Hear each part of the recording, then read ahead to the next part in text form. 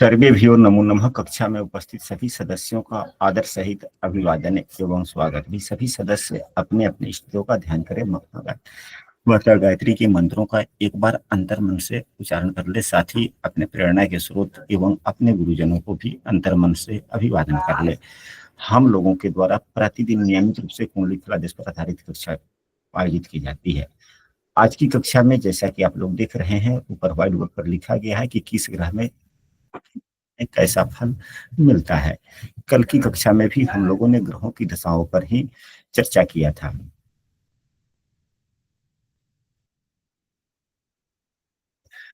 तो आज की कक्षा में कई विषय वस्तुओं पर हम लोग चर्चा करने वाले हैं। यदि कोई कक्षा में नया हमारे प्रतिदिन की कक्षा में शामिल होना चाहते हैं तो स्क्रीन पर दिख रहे नंबर पर व्हाट्सएप पर कक्षा में कंटिन्यू हो सकते हैं। यदि आपको कक्षा अच्छी लगती है तो इस कक्षा की वीडियो आप अपने मित्रों को भी शेयर कर सकते हैं। और कल की कक्षा की वीडियो का लिंक, कल भी जो कक्षा हुई थी दशा पर ही आधारित हुई थी, उसका भी वीडियो हम का लिंक आज की कक्षा की वीडियो में दे रहे हैं, वहां से भी आप देख सकते हैं। तो मुख्यतः तीन भाव बहुत ही प्रतिकूल प्रभाव देते हैं। तीन भाव मुख्यतः बहुत ही प्रतिकूल प्रभाव देते हैं। तीसरा, छठा एवं 11वां, इनका एक अलग गुण धर्म है। तीसरा, छठा, 11वें का एक अलग गुण है एवं छठा, 8वां एवं 12वें का एक अलग गुण धर्म है। हालांकि तीसरे छठे में भी नुकसानदायक फल देते हैं, छठे, 8वें, 12वें भी नुकसानदायक फल देते हैं, परंतु इससे भी अत्यधिक यह बुरे फल देते हैं। तीसरे, छठे, 11वें, छठा, 8वां, 12वां भी बुरा है। इसमें 8वां भाव सबसे अधिक बुरा फल देता है। हालांकि हर भाव का अपना अपना एक महत्व है। यदि कोई ग्रह यदि कोई ग्रह तीसरे, छठे, 11वें में किन्हीं दो भाव का स्वामी हो जाता है तो वह अत्यधिक पापी ग्रह हो जाता है। छठे, 8वें, 12वें यानी कि 8वें, 12वें का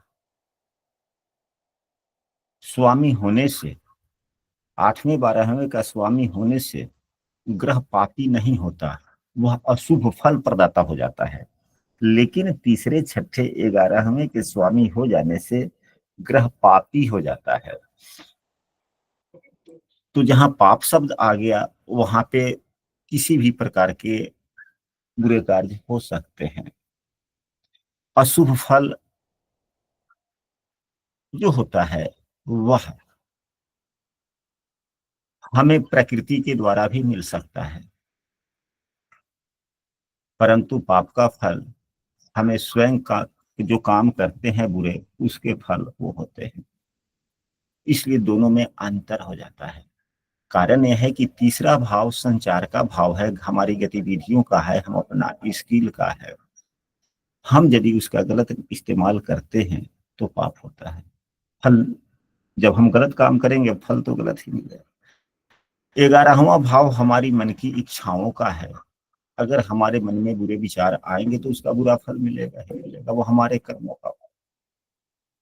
छठा भाव हमारी शत्रुता का है। हम यदि अनैतिक ढंग से किसी से शत्रुता करते हैं तो उसके भी फल बुरे नहीं मिलेंगे, यानी कि स्वयं के किए हुए। और छठा, 8वां, 12वां यह अशुभ फल दे देते हैं। छठा में यह दोनों गुण है। छठे, 8वें, 12वें से प्राकृतिक समस्याओं के बारे में देखा जाता है और तीसरे, छठे, 11वें से स्वयं के द्वारा। तो इसमें छठा दोनों में ही शामिल हो जाता है।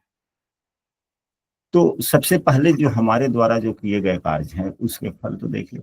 तो तीन जो बुरे भाव हो गए, तीसरे, छठे, 11वें, इनमें से किसी भी दो भावों के स्वामी यदि एक ही ग्रह हो जाए, चाहे वह नैसर्गिक शुभ ग्रह ही क्यों ना हो, वह ग्रह पापी हो जाता है।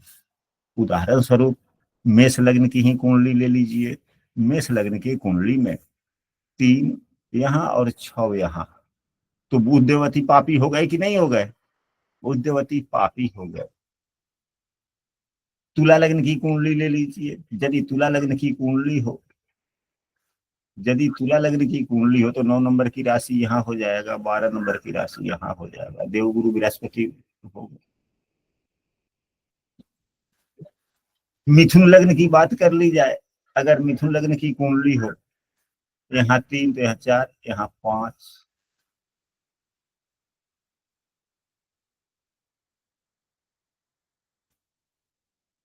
6, 7, 8, 9, 10, 11, 12, 1, तो मंगल देव हो गए मिथुन लग्न के लिए अति पापी। इसी प्रकार अन्य लग्नों के लिए आप लोग देख सकते हैं, समझ सकते हैं। जैसे धनु लग्न की ही बात की जाए तो धनु लग्न के लिए यदि 9 नंबर का लग्न हो जाए धनु लग्न, तो यहाँ 10, 11, 12, 1, 2, 3, 4, 5, 6, 7, शुक्रदेव अति पापी ग्रह हो जाते हैं।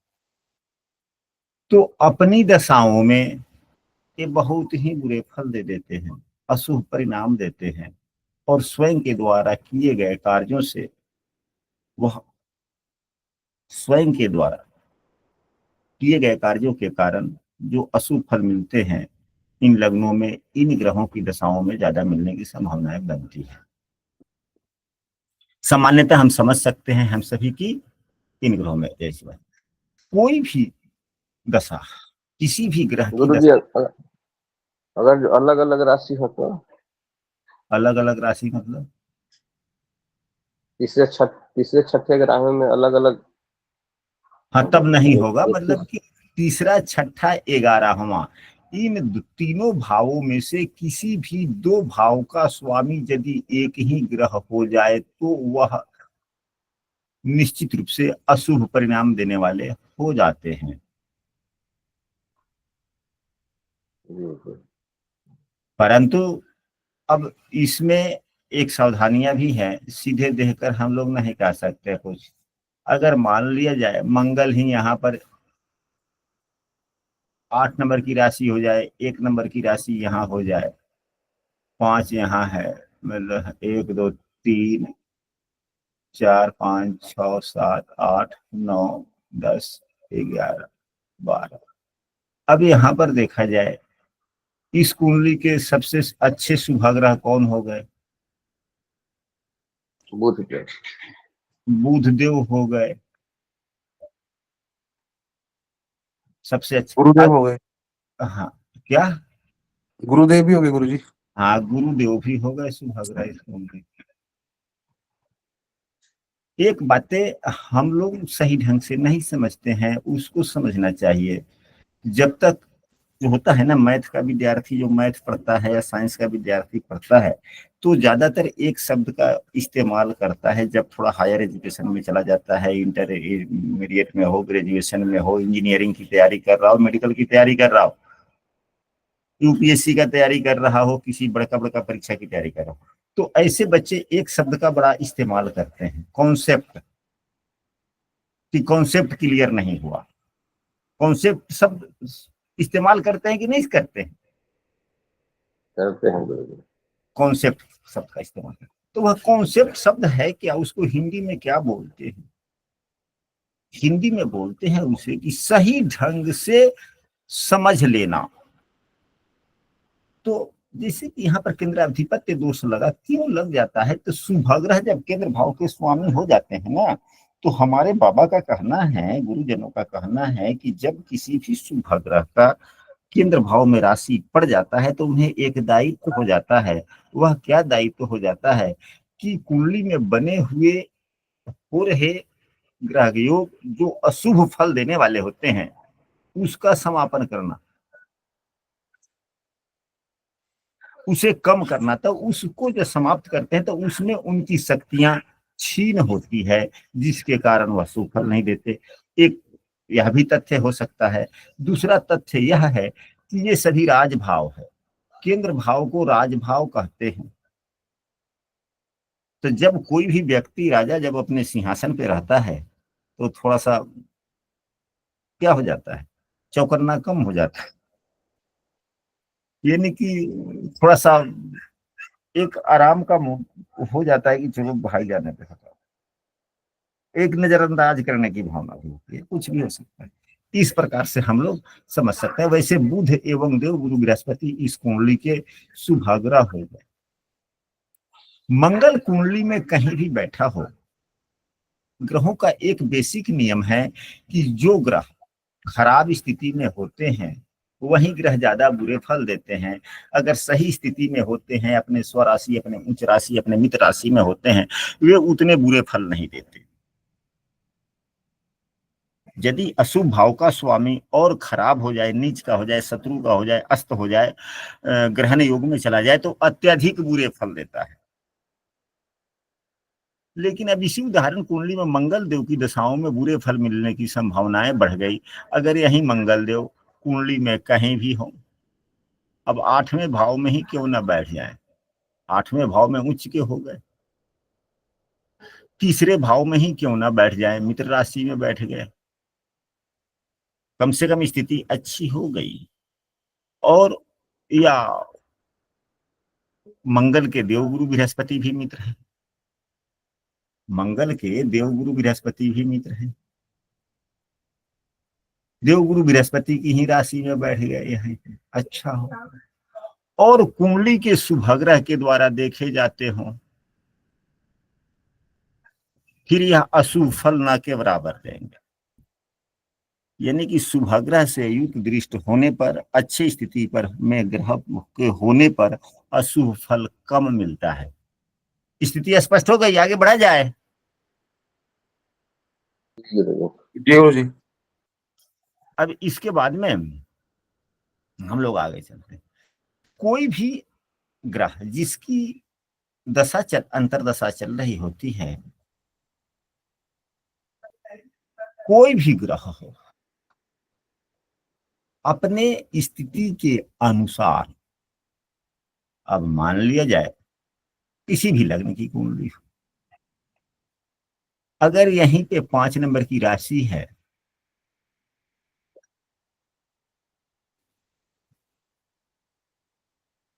कुंडली में कहीं बैठ जाए, अब 5, 6, 7, 8, 9, 10, यहाँ 10 नंबर की राशि हो गई, सूर्यदेव यहीं पर बैठ गए।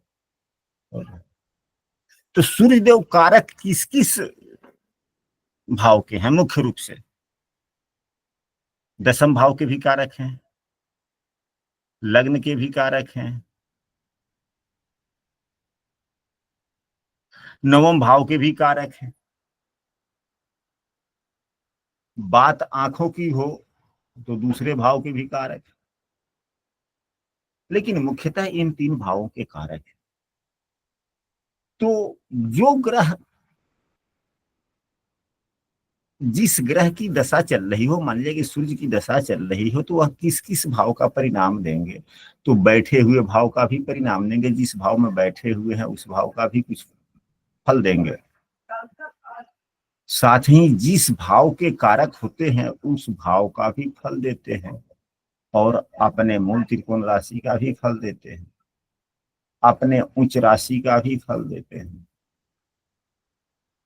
अब यहाँ पर समझना हम सबों को यह है कि वह किस भाव का सबसे ज्यादा फल देंगे समय के अनुसार। अब यहाँ पे तो 5 भाव हो गया ना, कम से कम मिनिमम 1, 2, 3, 4, 5 हुआ कि नहीं हुआ? जी गुरु जी। तो यह किस भाव का सबसे ज्यादा फल देंगे? तो जिस समय दशाएं सूर्यदेव की चल रही है, उस समय कौन सा भाव सूर्य के मित्रों के द्वारा ज्यादा प्रभावित हो रहा है, या सूर्य के द्वारा प्रभावित हो रहा है, या शुभग्रह के द्वारा प्रभावित हो?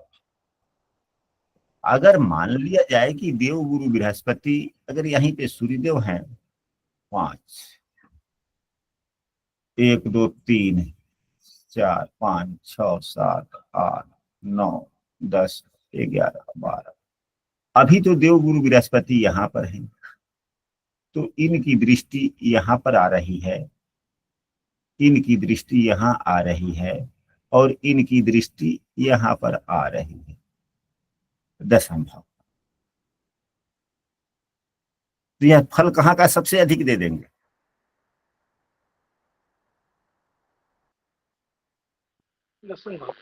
दशम भाव का देंगे, क्योंकि उस भाव के फल देने में इनके मित्र भी सहयोग कर रहे हैं, अन्य किसी भाव पर सहयोग नहीं मिल रहा। अगर वर्तमान में गोचर बस वह जो फल किस भाव का अत्यधिक देंगे, गोचर बस जिस भाव पर शुभ प्रभावित ज्यादा हो, या लग्न कुंडली में ही दोनों को मिला ले, लग्न कुंडली का प्रभाव जीवन भर 50% मिलता रहता है, गोचर का प्रभाव भी 50% मिलता रहता है। यदि दोनों ही मिल जाए तो 100% प्रभाव मिलते हैं। तो यदि अब यहां पर यह हो गई, यह जन्म कुंडली की स्थिति हो गई। अगर बुध देव के द्वारा यह भाव देखा जा रहा हो, चाहे इसी भाव में बुध देव हो, तो उस भाव के भी फल ज्यादा दे देंगे। सभी भाव के कैसे दे पाएंगे, ना किस भाव के अधिक फल देंगे, किस भाव के कम फल देंगे, इस विधि से देखा जाता है, ऐसा हमारे गुरुजनों का कहना है। और हम भी इसी नियम का इस्तेमाल करते हैं, प्रदेश करते हैं, और हम आप लोगों को सुझाव देते हैं कि इन नियमों का अनुसरण करें और फलादेश करें, और इनकी सत्यता देखें कि कितना प्रतिशत आप लोगों पर लागू होता है, जितना सत्यता जितना लागू होता है उसी अनुसार से आकलन करें।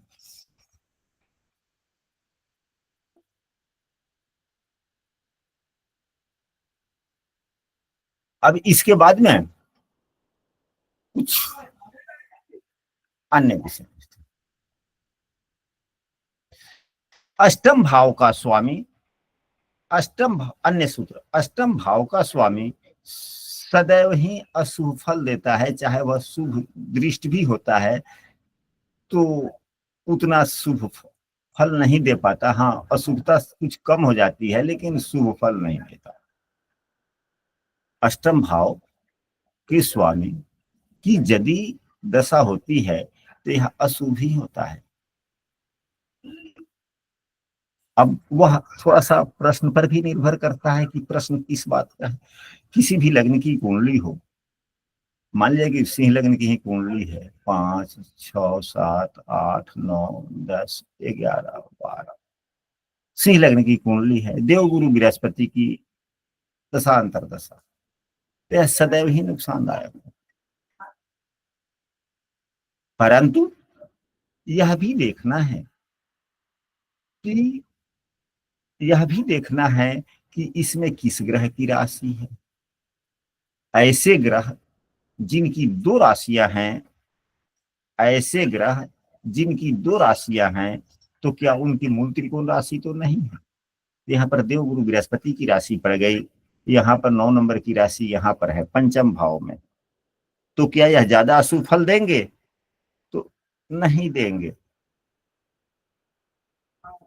ज्यादा अशुभ फल नहीं दे पाएंगे। हाँ, यदि यहीं पे इनकी मूल त्रिकोण राशि रहता तो ज्यादा अशुभ फल दे देता।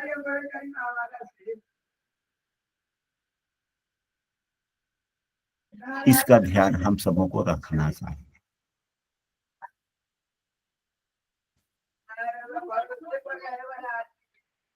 जबकि 12वें भाव के स्वामी में यह गुण नहीं लागू होता। यहाँ पर 1, 2, 3, 4 चंद्रमा इस कुंडली के अनुसार, आप लोगों की कुंडली में जो भी ग्रह द्वादश से बनते हैं, तो 12वें भाव के स्वामी अशुभ फल नहीं देते। लघु पराशरी पुस्तक में एक बातें बतलाई गई है, वह हालांकि सभी पुस्तकों में वर्णित है, लेकिन लघु पराशरी पुस्तक बहुत ही लोकप्रिय है, और जितने व्यक्ति कुंडली का फलादेश करते हैं सभी व्यक्ति को कम से कम एक बार लघु पराशरी पुस्तक पढ़ना ही चाहिए और सही ढंग से समझना चाहिए। अगर हाँ जी, अगर गुरुजी, अगर जैसे वृषभ लगन है और मूल त्रिकोण हमारा गुरुजी का, गुरुदेव बृहस्पति का यहाँ आ गया 8th हाउस में, तो उसमें और गुरु स्वयं वहां बैठ गए तो तो भी वो वही देंगे, तो भी अशुभ फल देंगे। हाँ, अब बोला जाए। यहाँ पर अष्टम भाव में गुरु स्वराशि होकर बैठ गए मूल त्रिकोण में, तो हाँ भी जी। वो अशुभ फल देंगे। नहीं, अशुभ फल वही ग्रह देते हैं, अशुभ फल वही देते हैं जो ग्रह खराब स्थिति के होते हैं। यहाँ पर स्वराशि के हो गए, स्वराशि के ग्रह उतने नुकसानदायक स्थितियां कभी नहीं देते। अच्छा, पुस्तकों में यह भी नियम है कि जो ग्रह स्वराशि का होता है अच्छा फल देता है। भले ही वो अष्टम में या षष्ठेश हो। हाँ हाँ, अष्टम भाव में क्यों ना, तो देखा जाए कि सभी भावों में अच्छे बुरे गुण दोनों ही समाहित है। हाँ जी। तो जब स्वराशि का कोई ग्रह होता है अपने भाव में, यह क्या कैसा फल देंगे सो देखा जाए। यदि यहीं पे यह स्वराशि के हो गए, मूल त्रिकोण राशि हो गई, बहुत अच्छी स्थिति हो गया, तो इस भाव से दुखद स्थिति वाली एक विषय वस्तु को ले लिया जाए कि लंबी बीमारी। आठवें भाव से लंबी बीमारी देखा जाता है कि नहीं? हाँ जी। तो लंबी बीमारी देंगे, होगा बीमारी। हम्म। और अष्टम भाव से सुखद स्थितियों पर भी चर्चा कर ले, क्या क्या सुखद स्थिति होता है। तो जिस भाव में शुभ ग्रह हो उस भाव में कि शुभ फलों में वृद्धि होती है, तो आयु का भाव है, तो आयु वृद्धि यानी कि बीमारी होगी लेकिन मृत्यु इनकी दशाओं में न होने की संभावना है। एक दूसरा, यह भाव आकस्मिक सोच का है, यानी कि हम अपने भविष्य के बारे में सकारात्मक या नकारात्मक, जिस प्रकार का लग्न लगने से वह 11वां भाव होता है उस प्रकार से हम अपने सोच को आगे बढ़ाते हैं। तो अब यहाँ पर देवगुरु इस भाव के मालिक देवगुरु बृहस्पति हो गए, एक तो शुभ ग्रह, दूसरे में अपने अच्छी राशि में। तो भविष्य के बारे में जितनी बातों को हम सोचेंगे या चिंतन मंथन करेंगे उसमें हमें बल मिलेगा और भविष्य में हमें मदद मिलेगी, लाभ मिलेगा। यदि विद्यार्थी है, पीएचडी वगैरह कर रहा है, एमए की पढ़ाई कर रहा है, तो उसके लिए तो सर्वोत्तम योग होगा। हाँ, शोध के लिए तो सर्वोत्तम है। हाँ, तो अब बात जाए कि जब आकस्मिक सोच ही अच्छा हो गया और आने वाले भविष्य के लिए जो हम सोच कर जो निर्णय लेंगे वह सकारात्मक हो जाएगा, क्योंकि स्वराशि का ग्रह और अपने त्रिकोण में है। तो जब हम अपने भविष्य के लिए अच्छा सोचेंगे और उस पर अमल करेंगे का प्रयास करेंगे, तो लंबी बीमारी अगर चल रही है तो उसके बारे में भी तो कुछ सोचेंगे ना। बिल्कुल सोचेंगे। तो जब सोचेंगे तो कुछ अच्छा निर्णय आएगा, और जब अच्छा निर्णय आएगा उस पर अमल करेंगे तो बीमारी कम हो जाएगी ना फिर तो। बिल्कुल जी। तो ऐसी बात नहीं है कि बीमारी नहीं हो सकती, बीमारी हो सकता है, परंतु उतना दुखद बीमारी नहीं होगा, कष्टदायक बीमारी नहीं होगा अगर स्थिति अच्छी होगा। स्थिति अच्छी, हल्के फल्के छोटे मोटे बीमारी के टाइप से होगा, कितना भी गंभीर बीमारी होगा, छोटी मोटी आदमी दवा खाता रहेगा, चलता रहेगा, कोई दिक्कत नहीं है जी, दैनिक रूटीन पर प्रभाव नहीं पड़ेगा। बीमारी दो प्रकार का होता है, एक जो दैनिक रूटीन को प्रभावित करे वह बीमारी होती है, और एक वैसी बीमारी जो दैनिक रूटीन को प्रभावित नहीं करता है। ऐसी भी बीमारियां होती है कि नहीं होती? हाँ बिल्कुल होती हैं गुरुजी। हाँ, तो वैसी बीमारियां होंगी जो दैनिक रूटीन को प्रभावित न कर रहा हो। अब बातें स्पष्ट हो गई, आगे बढ़ा जाए। जी जी जी गुरुजी। तो 12वें भाव के स्वामी, 12वें भाव के स्वामी बुरे फल नहीं देते, कभी बुरे फल भी देते हैं, कभी अच्छे फल भी देते हैं। तो अब यहीं पे मंगल देव की राशि हो गई 12वें भाव में, तो 12वें भाव के स्वामी को पहचानना होता है कि वह कैसा फल देने वाले हैं। तो 12वें भाव में यदि किसी ग्रह की राशि होती है, अगर उनकी दूसरी भी राशि है और वह जिस भाव में पड़ता है उस भाव के स्वभाव के अनुसार वह फल दे देते हैं। यानी कि दो राशि जिस ग्रह के पास में हो, यहाँ पर मंगल देव की राशि है, दो राशि हो गया, एक 7वें भाव में है कि यहाँ पर है, तो इनकी दूसरी राशि जहाँ पर है उसके स्वभाव के अनुसार फल देंगे। तो यह तो केंद्र भाव के स्वामी है, अच्छा हो गया। अगर यहीं पे चंद्रमा की राशि होता है तो इनकी तो दूसरी राशि नहीं है। तो यह जिस भाव में बैठेंगे या जिस, सबसे पहले तो यह चंद्रमा अब जिस ग्रह से युक्त होंगे, अगर मान लिया जाए कि यहीं पे चंद्रमा हो जाए और बुध की युति हो जाए, तो बुध देव जिस भाव के स्वामी हैं उसके अनुसरण करते हुए चंद्रमा फल देंगे, युति पर निर्भर हो गया। यदि किसी ग्रह से युक्त नहीं है, अगर मान लिया जाए कि अकेले चंद्रमा यहाँ पर चौथे भाव में बैठ गए, तो चौथे भाव में यह कैसे फल दे सकते हैं, उसी के अनुसार फल देंगे। 12वें भाव के गुण धर्म के आधार पर फल नहीं देंगे।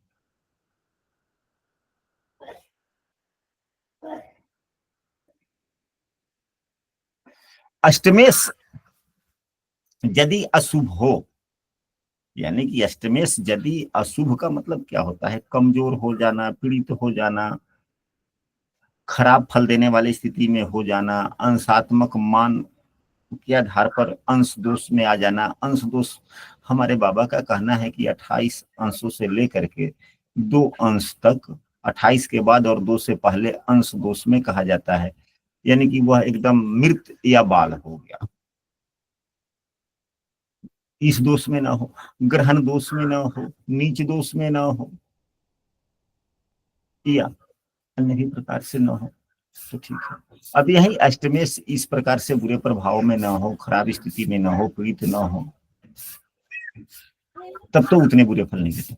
यदि अष्टमेश में किसी भी प्रकार की समस्याएं हैं, या कोई कमजोर है, खराब है, पीड़ित है, और अष्टमेश की दशा अगर चल रही हो और वह जिस ग्रह को देख रहे हो, अब यहीं पे गुरु बृहस्पति हैं, अगर यह खराब हो जाए, अष्टमेश हो गए और यहीं पे नवम भाव में बैठ जाए, तो नीच के हो गए ना,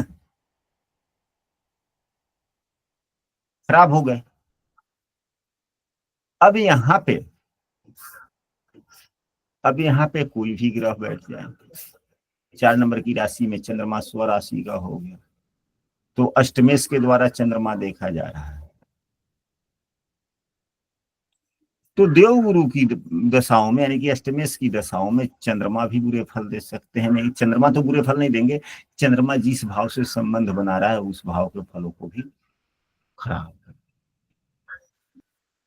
लेकिन यहाँ पर चंद्रमा स्वराशि का है और देवगुरु बृहस्पति के द्वारा उच्च दृष्टि से देखा जा रहा है, इसलिए यह सूत्र इस स्थिति में नहीं लागू। क्या लागू होगा?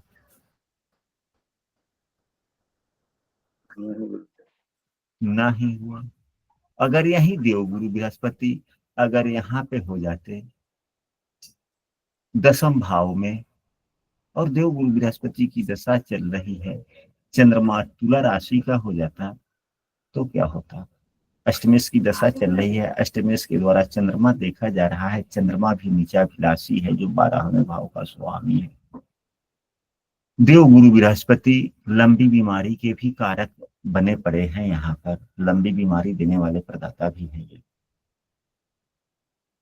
शनि की राशि में भी बैठ गए, 12वें भाव के स्वामी को देख रहे हैं, अस्पताल भाव को देख रहे हैं, अस्पताल भाव का स्वामी नीचाभिलाषी भी है।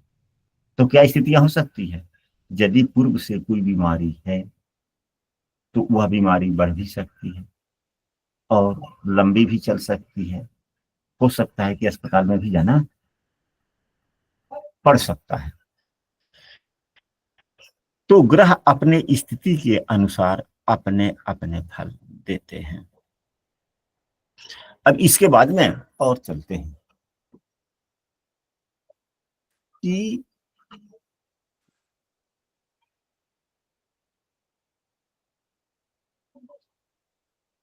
अब यहाँ पर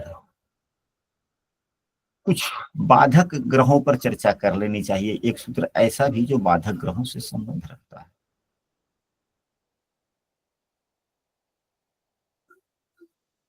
बाधक ग्रह का एक ही नियम है कि लग्न में चर राशि है कि स्थिर राशि है या द्विस्वभाव राशि है, इसी के आधार पर चयन किया जाता है ना।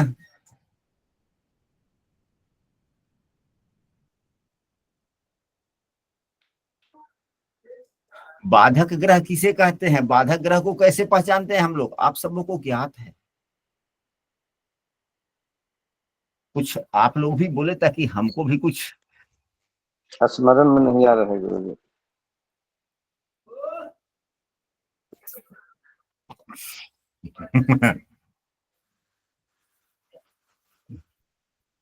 कभी कभी कक्षा चलती हुई कक्षा में परीक्षाएं भी हो जाती है, देना चाहिए, ये समझिए कि परीक्षा ही हो गया। तो और भी इतने ढेर सारे सदस्य हैं, या किसी सदस्य को गुरु जी प्रणाम गुरु जी। ये जो चर राशि है उसमें 11वां भाव बाधक होता है ना? अच्छा ठीक है, यही बात। चर लगन है, तो चर लगन कोई भी बोल, बाधक का भाव होता है। और स्थिर लगन में 7वां भाव होता है। नवम भाव होता है स्थिर में। नहीं सॉरी, स्थिर लगन में 9वां भाव होता है, द्विष भाव में 7वां भाव होता है द्विष भाव बाधक। देख, चर स्थिर द्विष भाव हो गया, सही। चलिए अब देखा जाए कि बाधक स्थान में लग्न के अनुसार आपके बाधक स्थान कौन बनते हैं। लग्न के अनुसार आपके बाधक स्थान में कौन से ग्रह बैठे हुए हैं।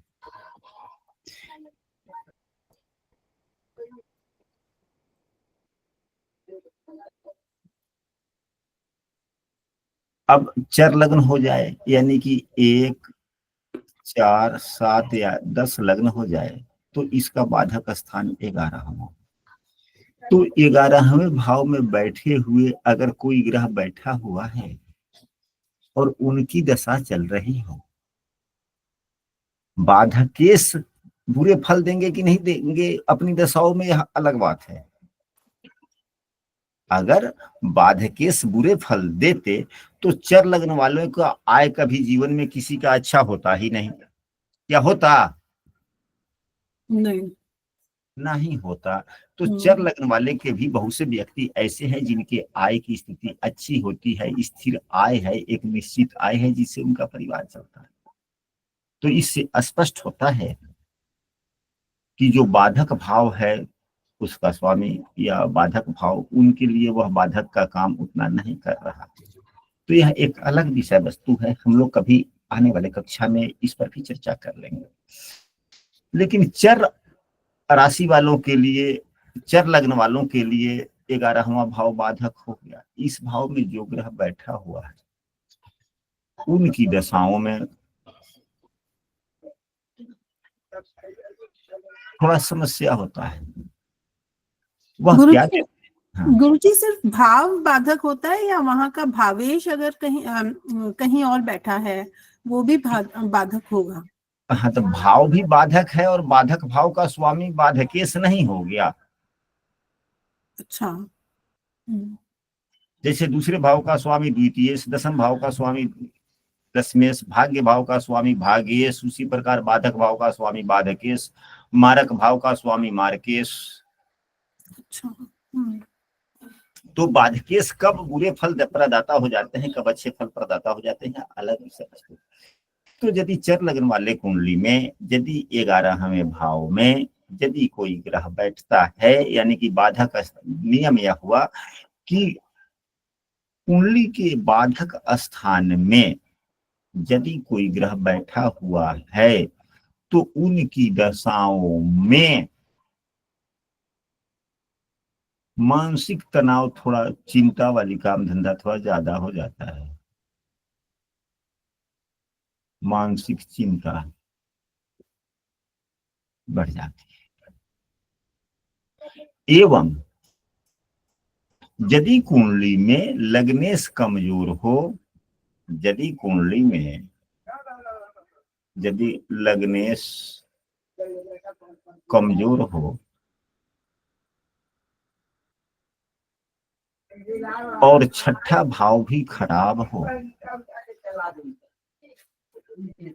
और छठा भाव भी खराब हो, तो मानसिक चिंता के साथ बीमारी भी देते हैं, मिलती है।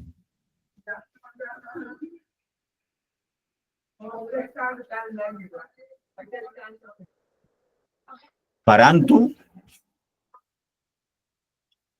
यदि द्विस्वभाव का लग्न हो जाता है तो इनका बाधक स्थान केंद्र में ही हो जाता है, सातवां भाव हो जाता है। तो सातवां भाव यह स्वयं मार्केश भाव है, यह बीमारी नहीं देते।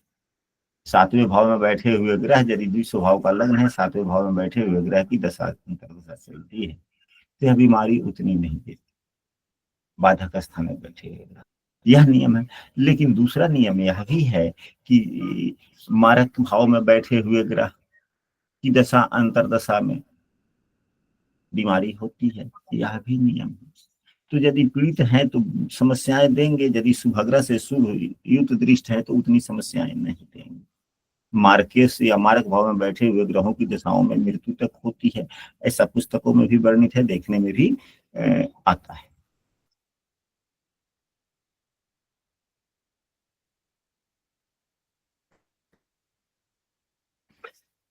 यदि किसी नैसर्गिक पापग्रह हो, यदि किसी नैसर्गिक पापग्रह की दशा हो, अब किसी भी लग्न की कुंडली बना लेते हैं, मेष लग्न की ही बना लीजिए, 1 2 3 4 5 6 7 8 9 10 11 12, किसी भी लग्न की कुंडली। अब यहाँ शनिदेव को किसी भी भाव में बिठा दीजिए, हालांकि शनिदेव को अच्छी स्थिति में बिठा दिया गया, छठे भाव में शनिदेव हो गए, अपने मित्र की राशि में हो गए, अच्छे स्थिति में हो गए, पापा ग्रह छठे भाव में अच्छे फल देते हैं। अब इनकी दृष्टि देखिए कहाँ है, दृष्टि तीसरी यहाँ हो गया, सातवीं दृष्टि यहाँ पर हो गया एवं 10वीं दृष्टि यहाँ पर हो गया। ये अपनी राशि को तो नहीं देख रहे हैं ना, नहीं देख रहे। तो यदि नैसर्गिक पापी ग्रह हो, उनसे जो भी भाव देखा जाता है उस भाव के फलों को कम करते हैं अपनी दशाओं में। अगर शनिदेव की दशाएं चल रही हो, मेष लग्न की कुंडली है, शनिदेव की अगर दशाएं चल रही है और शनिदेव अगर यहाँ कन्या राशि में बैठे हुए हैं तो बीमारी भाव में बैठ गए, लंबा बीमारी भी देंगे, व्यक्ति कुछ सोचेगा अपने आने वाले भविष्य के बारे में, कोई भी सोचा हुआ काम नहीं होगा, सकारात्मक सोच नहीं निकलेगा, किसी निर्णय पर नहीं पहुंच पाएगा, लंबी बीमारी होगी, फिजूल खर्चा भी काफी होगा, एवं भले ही इनकी यह मित्र की राशि है परंतु जो कार्य करेंगे उतना सही ढंग से नहीं हो पाएगा, लगता है कि समस्या। लेकिन पापी ग्रह अगर अपने स्वराशि वाले भाव को देखते हैं और उनकी दशा चल रही होती है तो अपने भाव के लिए बड़े शुभ फल देते हैं।